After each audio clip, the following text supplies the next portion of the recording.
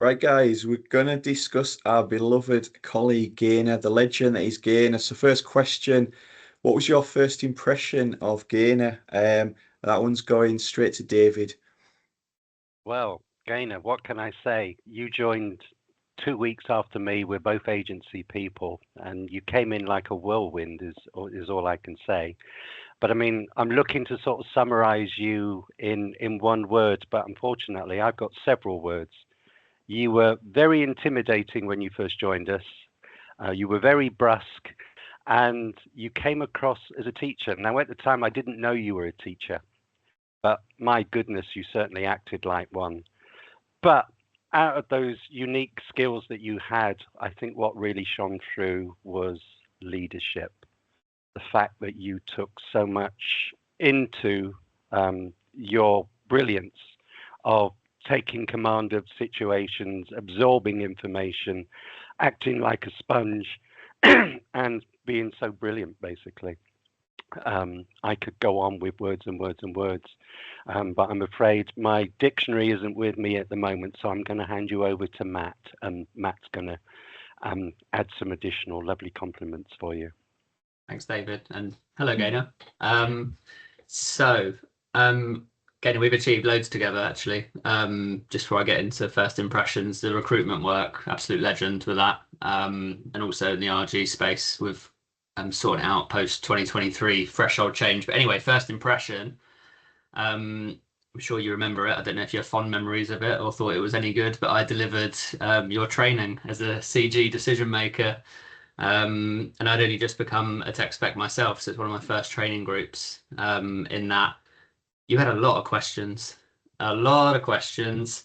But to be fair, they were all very good questions, and you've always been that person who asks a lot of questions, but really engages with that answer as well. A lot of people just ask questions for the sake of it or to make a point. You really ask because you want to know that answer and really value that answer. So you kept me on my toes, that's for sure.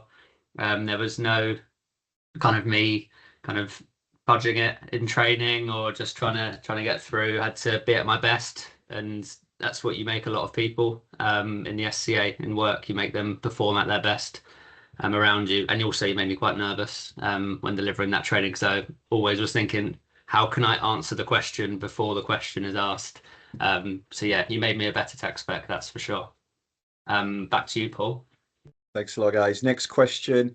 Favorite memory or what you've enjoyed most about Gaynor? We're going to come to Beth.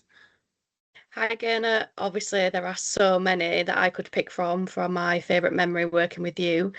There's just so many, but the one that stands out the most was absolutely when Michael had that balloon delivered to the office for your 60th birthday with your face on it.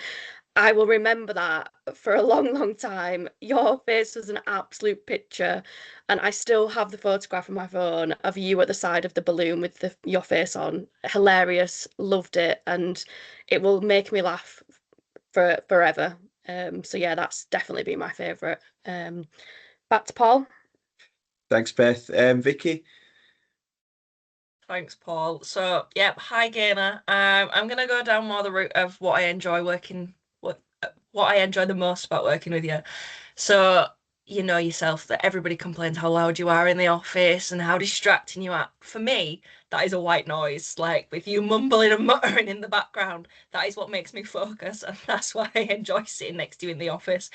I'm one of these people I've always got to have something noisy in the background to be able to focus, and you are that. That's the one reason I like working sat right next to you. So thank you. Thanks, Back to Vicky. Paul. Thank you. And Adele, on to you. Hi, Gaynor. So my favourite memory and first memory of you is when you got the EOI and came and helped myself and Angie out with RG workflow. So it was during the time that we were doing RGs, we had a team, and then COVID hit and we were also homeschooling. And you just came in, I think David said this word already, but like a whirlwind, and just took leadership of the RGs and literally saved mine and Angie's sanity. And it was just a great working with you. We had a really nice little team of us working together. And yeah, absolute lifesaver during that time. And I'll pass back to Paul. Thanks, Adele. Last question then. What will you miss the most about Gaynor? And I'm going to come straight to you, Lana. Oh, again, it's everything, it's a whole package, to be honest. But probably I'll miss you mostly as the goal person, because when in the office, you're just right on my fingertips and ask anything, Gaina, anything, and she's got all answers, whether there's HR or any case related or procedure related, and you are always ahead, a step ahead of the game. And your ability also to explain complex things in a few very simple words that you get it straight away and remember.